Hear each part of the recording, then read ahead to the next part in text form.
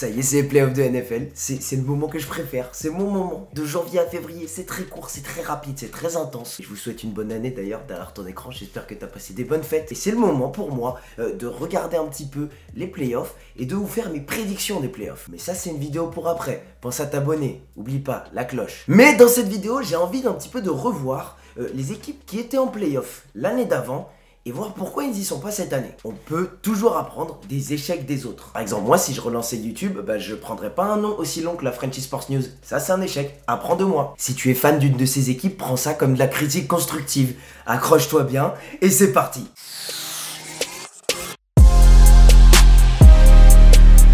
On va commencer par la conférence bleue, on va commencer du côté de la NFC, on va aller dans le sud et on va parler de Carolina qui finit la saison avec un bilan pas génial.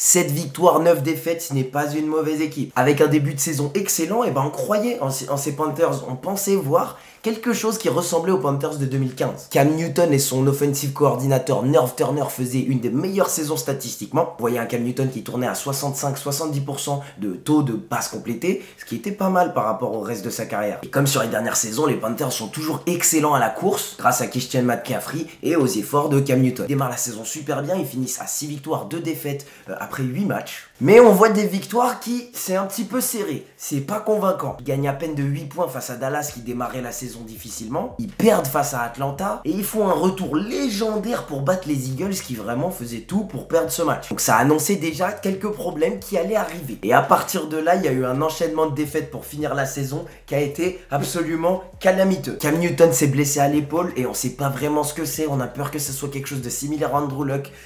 On a des doutes, il prend des anti-inflammatoires, même lui doute de ce que c'est. Défensivement, il commence à vieillir avec un meneur en défense qui est Thomas Davis qui a 35 ans, Julius Peppers qui a 38 ans.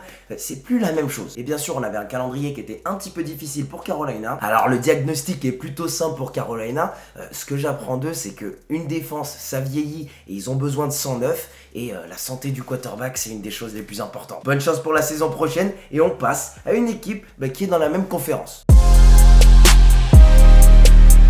Les Falcons d'Atlanta, ils ont démarré la saison et c'était vraiment pas top. Ils démarrent avec une victoire et 4 défaites. On se rend compte que Steve Sarkisian, le offensive coordinateur des Falcons, a un peu de mal à jouer avec toutes les opportunités qu'il a sur le terrain.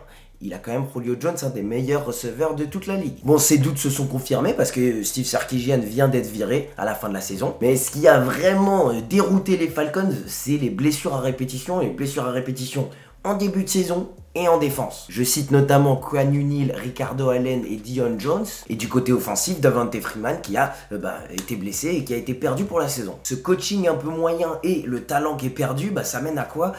Dans les stats, c'est pas cool. Les Falcons sont 25e en yards encaissés à la course, 27e en yards encaissés à la passe, pour un total de 25e en points encaissés. Et c'est ça qui est important. 25e en points encaissés, ça veut dire que l'attaque a beaucoup plus de pression, ils doivent marquer beaucoup plus. Et avec toute cette course qu'ils encaissent, ils ont de moins en moins le ballon en attaque, donc ils doivent marquer plus en moins de temps. Ça fonctionne pas. Les Falcons, c'est absolument pas une mauvaise équipe, et ce que je retiens de leur saison, c'est que la saison prochaine va avoir la pression sur le head coach Dan Quinn parce qu'il vient de virer tous les coordinateurs et il va refaire cette maison à sa sauce, il va peindre comme il veut. Et s'il performe pas, et surtout défensivement parce que c'est un spécialiste de la défense, il va avoir chaud et il va peut-être falloir s'en aller. Deuxième chose, quand Julio Jones score, quand Julio Jones a le ballon dans les mains, les Falcons gagnent plus souvent.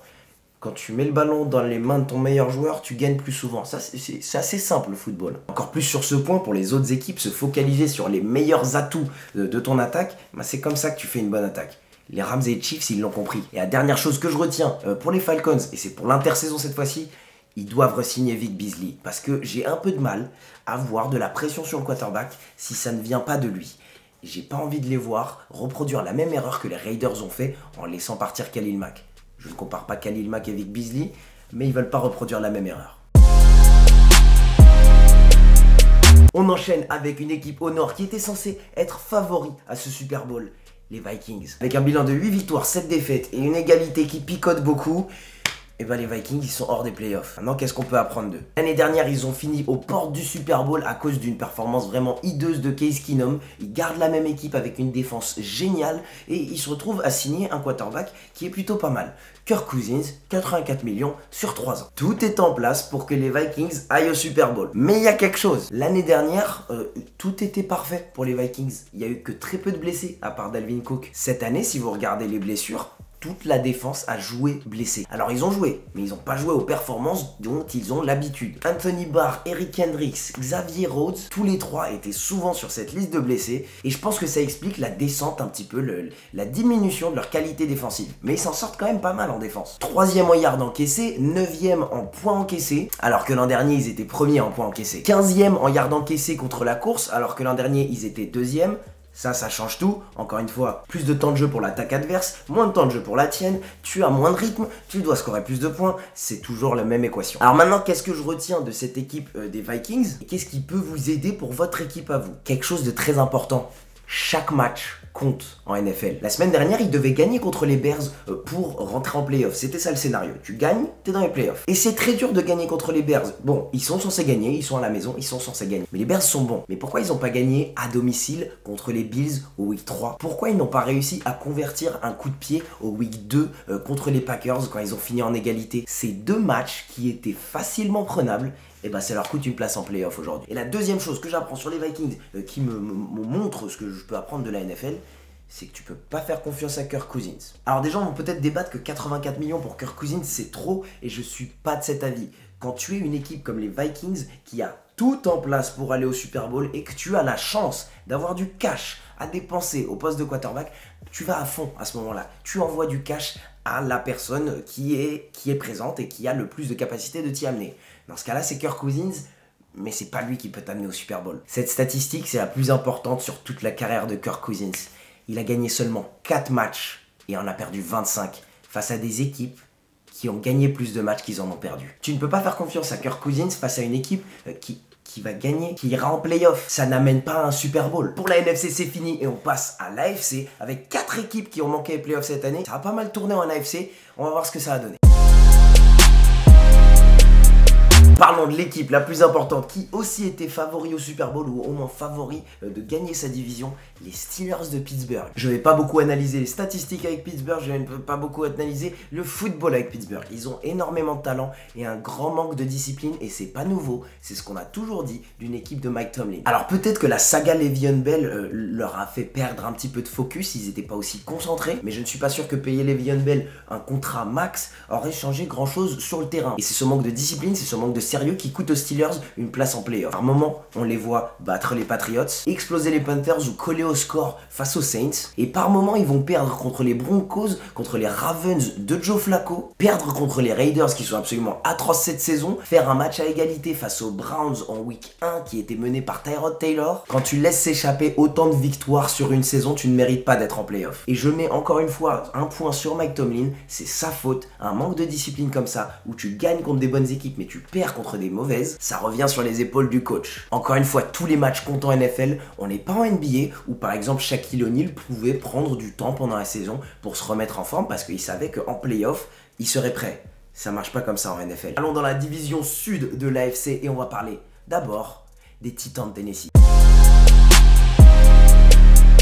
Les Tennessee Titans qui sont pour moi la seule équipe qui est meilleure cette année que l'an dernier. Ils sont allés en playoff l'an dernier, mais ils sont meilleurs cette année. Mike Vrabel est un excellent coach et c'est un des seuls coachs qui est vraiment excellent en sortant du système de Bill Belichick, si on le compte comme un joueur du système de Bill Belichick. Ils sont deuxième en points encaissés en NFL et la stat que j'aime beaucoup sur les Titans, ils sont premiers en yards encaissés à cause de pénalités. C'est une équipe disciplinée. En fin de saison, on voit Derrick Henry qui vraiment se révèle. C'est une équipe qui défend et qui court le ballon, simplement. Alors, qu'est-ce qu'on a appris d'eux? Quelles sont les raisons Alors qu'est-ce qu'on a appris d'eux? Quelles sont les raisons qui ne sont pas en playoff? Il pourrait y avoir de raisons, mais pour moi il n'y en a qu'une. Beaucoup vont dire que c'est les blessures à répétition de Marcus Mariota. C'est le temps que Marcus Mariota a passé sur le banc parce qu'il était blessé. Moi j'ai une raison qui tient en 2 mots. Andrew Luck. L'année dernière, les Titans, ils gagnent 11 matchs.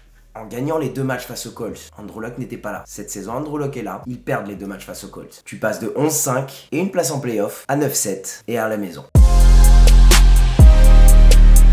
On va parler rapidement des Jaguars de Jacksonville, qui est sûrement l'équipe qui nous a le plus déçus cette année, mais qui ne m'a pas surpris. Comme les Vikings l'an dernier, tout allait parfaitement bien pour les Jaguars. Niveau blessure, pas de soucis. Niveau coaching, ça allait bien, ça fonctionnait. On a mis les Jags dans la meilleure situation l'an dernier. Cette année, un peu moins. La défense fait toujours son boulot et j'ai pas besoin de regarder des stats, je regarde simplement le score. Avec 10 matchs à 20 points ou moins encaissés par la défense des Jags, et ben, si tu as le talent que les Jaguars ont au poste de running back, au poste de receveur et sur la ligne offensive, et ben, t'es censé les gagner ce match. T'es censé mettre plus de 20 points. Ce qui nous fait dire que les Jaguars sont vraiment pas bons au poste de quarterback. Mais ça...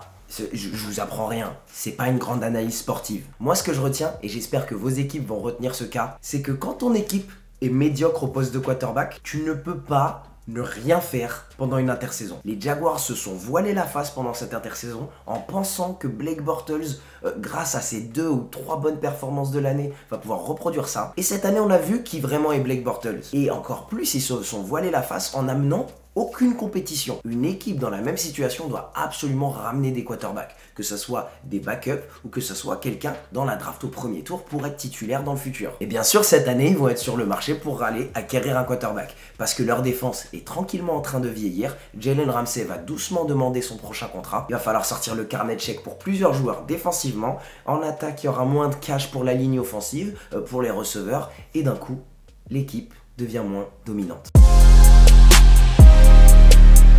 On finit cette vidéo avec l'équipe qui a le moins de talent de toute cette vidéo. On va parler des Bills. Je vais être très rapide sur les Bills. Ils sont rentrés en playoff l'an dernier par la petite porte. C'était le premier match de playoff depuis des années.